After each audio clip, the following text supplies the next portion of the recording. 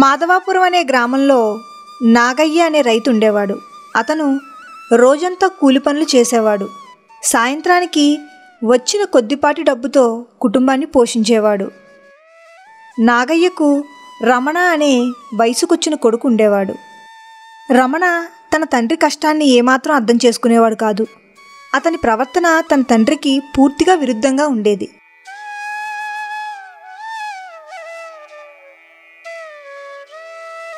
రమణ రోజంతా ఆ గ్రామంలో తోటి అబ్బాయిలతో సరదాగా కాలం గడిపేవాడు.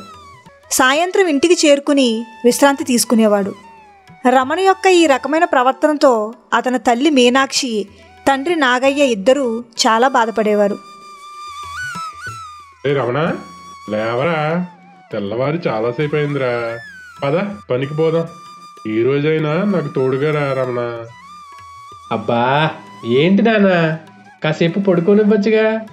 రాత్రి నేను పడుకున్నప్పటికీ చాలా ఆలస్యమైంది. రోజంతా ఇలా స్నేహితులతో తిరుగుతూ ఉంటావు, సాయంత్రం ఏమో ఇదిగో ఇలా కోడిలాగా ముసుగెట్టుకుని పడుకుంటావు. నీకులా నేనేమి కూలి పని చేయను. నువ్వు అలా చూస్తూ ఉండు, నాకు సమయం వస్తుంది. అప్పుడు ఒకేసారి కోటీశ్వరుని అయిపోతాను, చూసుకో. ఏంటో ఊహల్లో ఉంటున్నా, చూసుకో. కష్టపడకుండా ఏదీ రాదు. ఒకరోజు ఆ దేశపు రాకుమార్తె సులోచన రథం పైన వెళ్తూ ఉంటుంది. ఒరే రమణ, మన రాజకుమారి చాలా అందంగా ఉంటుంది కదా. అవునరా, నేను ఎప్పటి నుంచో ఆమెని గాఢంగా ప్రేమిస్తున్నాను. ఆమెను ఎలాగైనా నా భార్యను చేసుకుంటాను. పని పాట లేని సోమరపోతు మొఖానికి రాజకుమారి కావాలంటే నువ్వు అలా చూస్తూ ఉండరా. ఒరే రమణ, ఇంటి గురించి కాస్తైనా పట్టించుకోరా. నీకు సంపాదించే వయసు వచ్చేసింది. మీ నాన్న కూడా బాగా ముసలోడయ్యాడు. ఇంకెంతకాలం నిన్ను ఇలాగే పోషిస్తాడు చెప్పు. తల్లిదండ్రుల మాటలను రమణ ఏమాత్రం పట్టించుకోలేదు. పైగా తన తల్లిదండ్రులతో వాదించడం ప్రారంభించాడు. అంతలా పోషించలేనోళ్ళు నన్ను ఎందుకు అన్నట్టు? ఓకే, నన్ను ఇలా కొన్ని రోజులు సుఖంగా బతకనివ్వండి.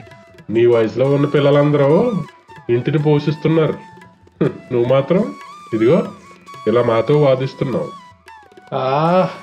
ఇక నేను మీ మాటలు వినలేను.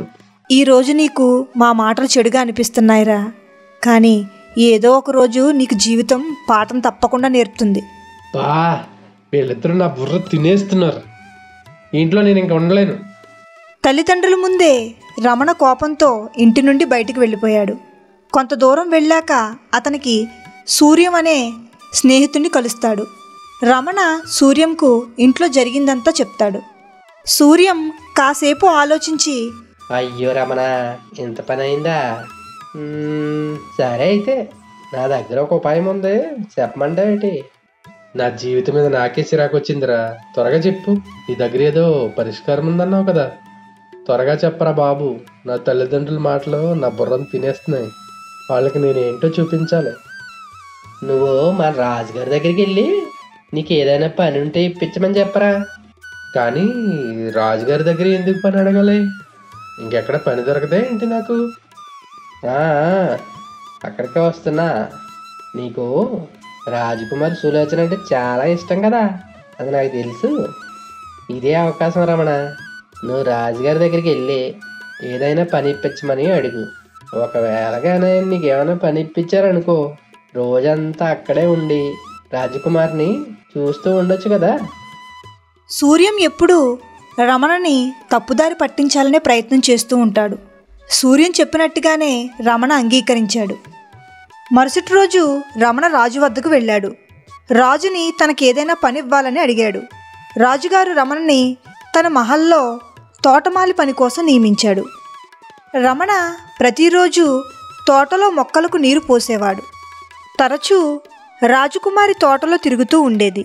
అప్పుడప్పుడు రమణ ఆమెను చూస్తూ ఉండేవాడు. ఒకరోజు రాజకుమారి సులోచన తోటలో తిరుగుతుండగా ఒక గులాబీ పువ్వు ఆమెకి బాగా నచ్చింది.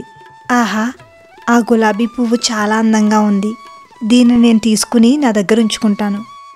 ఆ పువ్వును తెంచడానికి రాజకుమారి ప్రయత్నిస్తూ ఉండగా పువ్వు వెనక దాగి ఉన్న ఒక పాము రాకుమారిని కాటేసింది. నన్ను పాము కాటేసింది, ఎవరైనా నన్ను కాపాడండి రక్షించండి! పాము కాటు వల్ల రాజకుమారి చేతి రంగు నీలంగా మారుతుండగా నెమ్మదిగా విషం ఆమె శరీరం మొత్తం వ్యాపిస్తుంది. రాజకుమారి అరుపులు వినిపించడం వల్ల రమణ అక్కడికి చేరుకుని రాకుమారి చెయ్యి పట్టుకుని విషం బయటకు లాగాడు. రమణ రాజకుమారి ప్రాణాలు కాపాడాడు. ఈ విషయం రాజుకి తెలిసి అక్కడికి వచ్చాడు. రమణ, ఈరోజు నువ్వు మా కుమార్తె ప్రాణాలను రక్షించి మాకు గొప్ప ఉపకారం చేశావు. అందుకే నీకు ఈ తోటమాలి ఉద్యోగం వద్దు. మా రాజ్యసభలో నీకు మంచి ఉద్యోగం ఇస్తున్నాను. ఆ విధంగా రమణకి రాజు తన సభలో ప్రత్యేక స్థానం ఇచ్చాడు.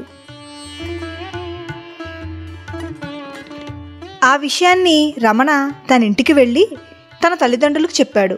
వాళ్ళు కూడా చాలా సంతోషించారు. రాజుగారు నిజంగా మహారాజారా. నీకు ఆయన రాజ్యసభలో ఉద్యోగం ఇచ్చి ఆయన మనకి గొప్ప ఉపకారం చేశారురా. ఇది ఎలా ఉపకారం అవుతుంది నాన్న?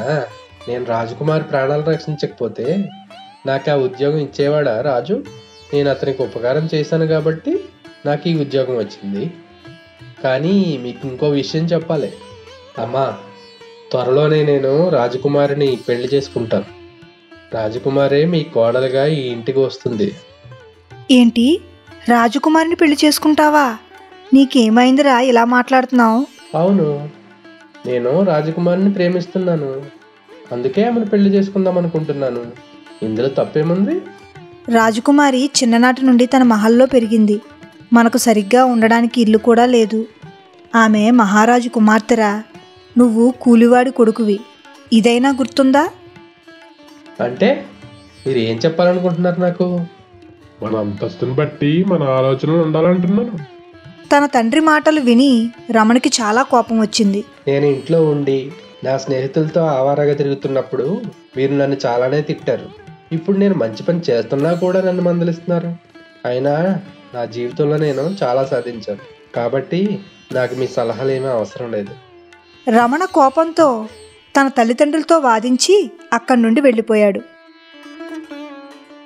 రమణ మహల్కి వెళ్తున్నప్పుడు దారి మధ్యలో తన స్నేహితుడైన సూర్యాన్ని కలిశాడు.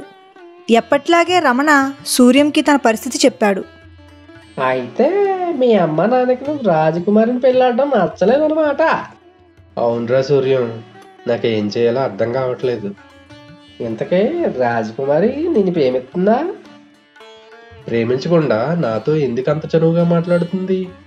వీడి మొహాన్ని రాజకుమారి ఇష్టపడుతుందా? నమ్మలేకపోతున్నాను. సరే, అది చూద్దాం. గుర్తుపెట్టుకోరమనా, అంటే రాజకుమారి అతని తండ్రితో మీ ప్రేమ విషయం చెప్పడానికి భయపడవచ్చు. నువ్వే ఏదైనా చెయ్యాలి. నువ్వు రాజుతో ఈ విషయం గురించి మాట్లాడితే ఎలా ఉంటుందంటావు? వెళ్ళు, రాజకుమారి గురించి అడుగు చూడు ఒకసారి. నిన్ను తీసుకెళ్ళి నేరుగా చెరసాల్లో పడేస్తారు అని చెప్పి సూర్యం వెళ్ళిపోయాడు. కానీ అతని మాటలు చాలాసేపు రమణ మనసులో మెదులుతూనే ఉన్నాయి. రాజకుమారిని పెళ్లి చేసుకుంటానని నేను రాజుగారిని అడిగాను అనుకో, ఆయన తక్షణమే నన్ను చంపేస్తాడు. కానీ రాజకుమారి అంటే నాకు ఎంతో ఇష్టం. ఎలాగైనా ఆమెని నా భార్యను చేసుకోవాలి. అంతలోనే రమణ మనసులో ఒక ఆలోచన వచ్చింది. అతను రాజకుమారిని ఎత్తుకెళ్ళిపోవడానికి నిర్ణయించుకున్నాడు. ఏమైతే అయింది, నేను రాజకుమారిని ఈ రాజ్యానికి దూరంగా తీసుకెళ్ళిపోతాను. అక్కడ మమ్మల్ని ఎవ్వరూ గుర్తుపట్టలేరు. తర్వాత నేను రాజకుమారి ఎంతో హాయిగా జీవిస్తాం. అదే రాత్రికి రమణ సైనికులను మోసం చేసి ఏదో ఒక కారణంతో రాజకుమారి గదిలోకి ప్రవేశించాడు. రాత్రి మధ్యలో తన గదిలోని రమణని చూసి రాజకుమారి ఆశ్చర్యపోయింది. ఏంటి రమణ, ఈ సమయంలో ఇక్కడున్నావేంటి అని రాజకుమారి చెప్పగానే రమణ ఆమె ముఖంపై మత్తుమందు చల్లాడు. దాంతో రాజకుమారి స్పృహ తప్పి పడిపోయింది. ఆ తరువాత రాజకోట వెనుక రహదారి ద్వారా రాజకుమారిని తీసుకెళ్లాడు. మరొక వైపు రాజకుమారి కనిపించకపోవడంతో మహారాజుకు తెలిసింది. రాజకుమార్తెను ఎత్తుకుపోయేంత ధైర్యం ఎవడు చేశాడు? 24 గంటల్లో నా కుమార్తె నా ఎదుటనుండాలి.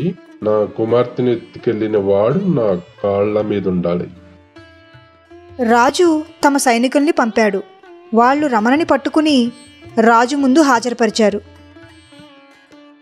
ఏదో మా రాజకుమారుని రక్షించావని చేరదీస్తే నువ్వు ఇంత మోసం చేస్తావా?